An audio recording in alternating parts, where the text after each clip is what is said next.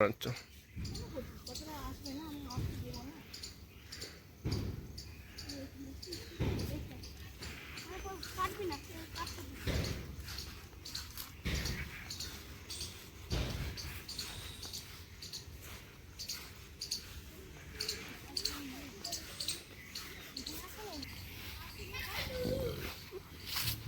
ঘরের সামনেই পার্ক, সেখানেই আমি রোজ ফুল তুলি।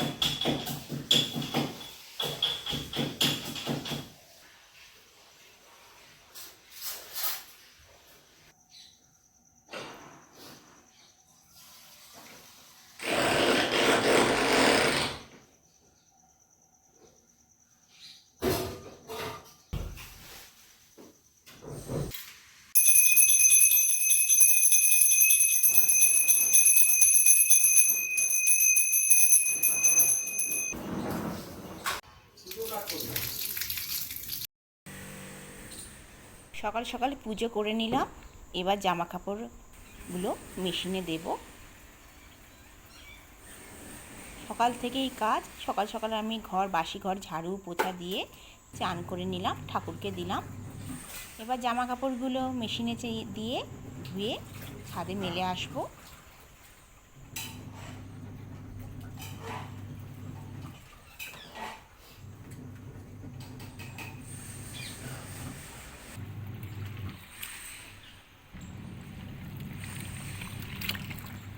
আজকের ওয়েদারটা খুব সুন্দর, কটকটে রোদ উঠেছে, ঝলমল আকাশ, আবার কখনো কখনো মেঘলা হয়ে যাচ্ছে।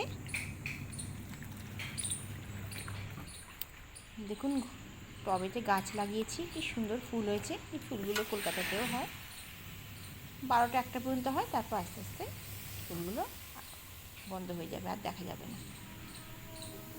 এখানে লোকেরা বলে 9 বাজে ফুলিয়া, ঠিক 9 বাজবে, রোদ উঠলেই ফুলগুলো হবে, নাহলে হয় না। হাই ফ্রেন্ডস, বঙ্গি নাগরাতে আপনাদের সবাইকে স্বাগত।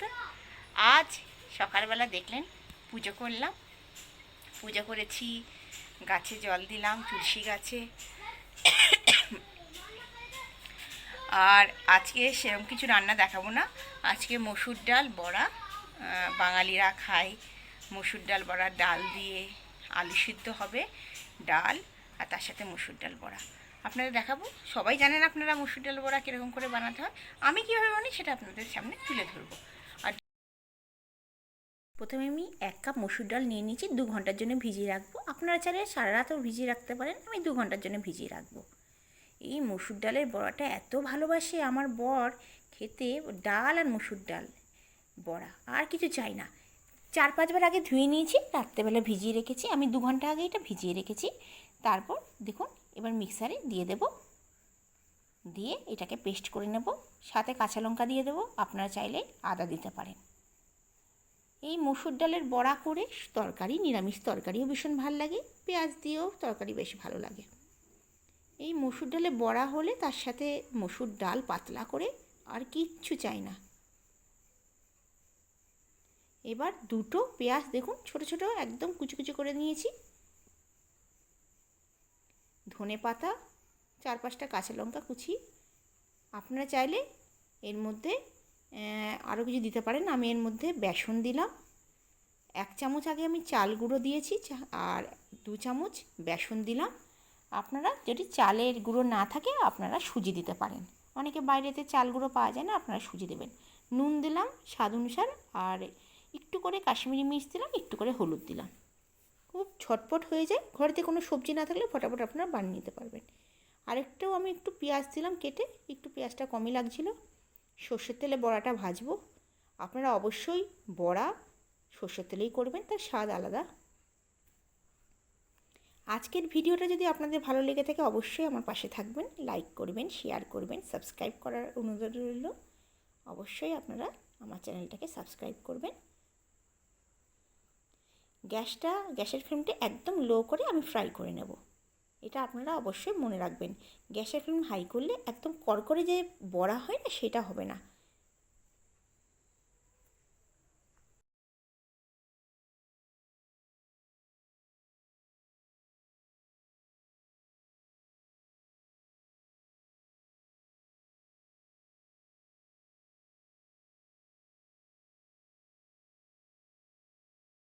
আমাদের মসুর ডালের বড়া তৈরি। গরম গরম ভাত, দুপুরে পাতলা করে ডাল, তার সাথে আলু সেদ্ধ, আহা! বর্ষাকালে বিকালবেলাও চায়ের সাথে খেতে ভীষণ ভালো লাগে। তার সঙ্গে 2-4টে কাঁচা লঙ্কা একটু ভেজে নেবেন, ভীষণ ভালো লাগে।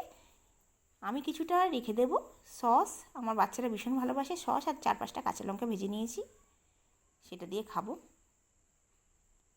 আপনাদের ধন্যবাদ, আপনারা এই ভিডিওটা পুরো দেখার জন্য। আবার আসবো নতুন ভিডিও নিয়ে। Thank you.